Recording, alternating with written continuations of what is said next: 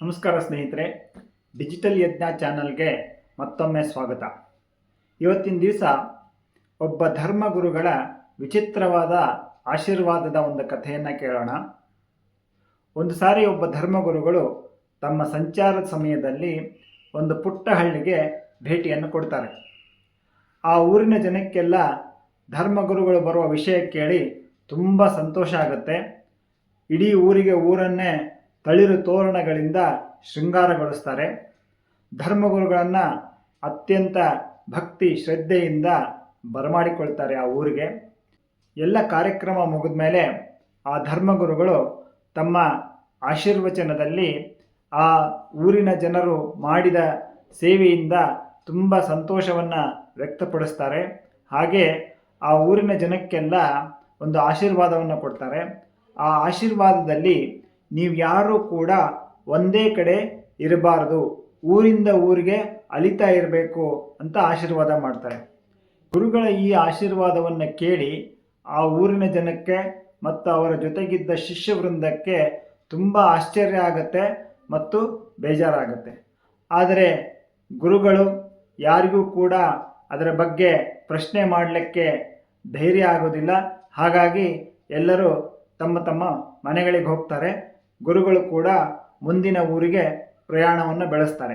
ಆ ಮುಂದಿನ ಊರಿನ ಜನಕ್ಕೆ ಗುರುಗಳು ತಮ್ಮ ಊರಿಗೆ ಬರ್ತಾ ಇದ್ದಾರೆ ಅನ್ನೋ ಒಂದು ಸುದ್ದಿ ತಿಳಿಯುತ್ತೆ. ಅವರು ವಿಚಿತ್ರವಾಗಿ ಆಡ್ತಾರೆ. ಗುರುಗಳು ಇನ್ನೂ ಪ್ರವೇಶ ಮಾಡ್ತಾ ಇರ್ತಾರೆ. ಆವಾಗಲೇ ಅವರು ಕೆಟ್ಟದಾಗಿ ಗುರುಗಳಿಗೆ ನಿಂದಿಸೋದು, ಅವರಿಗೆ ಬೈಯುವುದು, ಕಲ್ಲಿಂದ ಹೊಡೆಯೋದು, ಅವರಿಗೆ ಏನೇನು ತೊಂದರೆ ಕೊಡಬೇಕು ಎಲ್ಲ ತೊಂದರೆಗಳನ್ನು ಆ ಗುರುಗಳಿಗೆ ಕೊಡ್ತಾರೆ. ಆದರೆ ಆ ಗುರುಗಳು ಸಮಾಧಾನದಿಂದ ಇರ್ತಾರೆ, ಪುರಪ್ರವೇಶವನ್ನು ಮಾಡ್ತಾರೆ. ಆ ಊರಿನ ಯಾವ ಜನಗಳು ಕೂಡ ಆ ಗುರುಗಳ ಆಶೀರ್ವಾದಕ್ಕಾಗಲಿ ಅವರ ಭೇಟಿಗಾಗಲಿ ಯಾರೂ ಬರೋದೇ ಇಲ್ಲ. ಗುರುಗಳು ಯಾವುದೇ ರೀತಿ ಬೇಜಾರು ಮಾಡ್ಕೊಳ್ಳೋದಿಲ್ಲ. ಅವರು ಆ ಊರಿನಿಂದ ಪುನಃ ಬೇರೆ ಊರಿಗೆ ಹೊರಡಲು ಸಿದ್ಧವಾಗ್ತಾರೆ. ಆ ಸಮಯದಲ್ಲಿ ಆ ಊರಿನ ಜನಕ್ಕೆಲ್ಲ ಅವರು ನಿಮಗೆ ಏನೇನು ಬೇಕು ಎಲ್ಲವೂ ಕೂಡ ಇದೇ ಊರಿನಲ್ಲೇ ಸಮೃದ್ಧವಾಗಿ ಸಿಗಲಿ, ನೀವು ಯಾರೂ ಕೂಡ ಈ ಊರಿನಿಂದ ಬೇರೆ ಕಡೆ ಹೋಗದಿರುವ ಹಾಗೆ ಆಗಲಿ ಅಂತ ಆಶೀರ್ವಾದ ಮಾಡ್ತಾರೆ. ಊರಿನ ಜನಕ್ಕೆ ಮತ್ತೆ ಆಶ್ಚರ್ಯ, ಹಾಗೂ ಅವರ ಜೊತೆಗಿದ್ದ ಶಿಷ್ಯರಿಗೂ ಆಶ್ಚರ್ಯ. ಏನಿದು, ಈ ಊರಿನ ಜನ ಇಷ್ಟು ಕೆಟ್ಟದಾಗಿ ನಡ್ಕೊಂಡಿದ್ದಾರೆ, ಇವರಿಗೆ ಈ ಥರ ಒಳ್ಳೆಯ ಆಶೀರ್ವಾದ ಮಾಡ್ತಾ ಇದ್ದಾರೆ.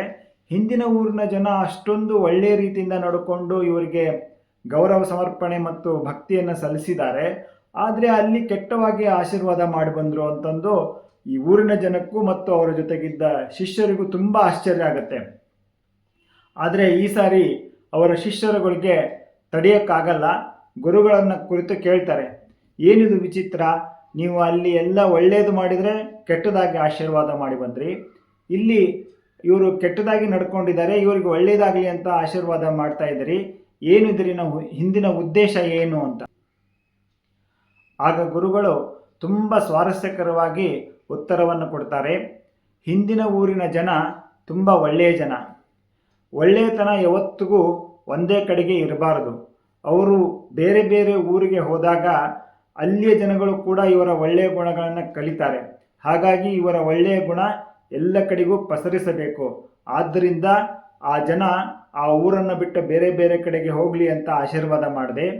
ಈ ಊರಿನ ಜನ ತುಂಬ ಕೆಟ್ಟ ಜನ, ಹಾಗಾಗಿ ಇವರ ಕೆಟ್ಟತನ ಬೇರೆ ಊರಿಗೆ ಹೋಗಬಾರ್ದು, ಆದ್ದರಿಂದ ಇವರಿಗೆ ಎಲ್ಲವೂ ಇದೇ ಊರಲ್ಲೇ ಸಿಗಲಿ ಅಂತ ಆಶೀರ್ವಾದ ಮಾಡಿದೆ ಅಂತ ತುಂಬ ಸ್ವಾರಸ್ಯಕರವಾದ ಉತ್ತರವನ್ನು ಕೊಡ್ತಾರೆ.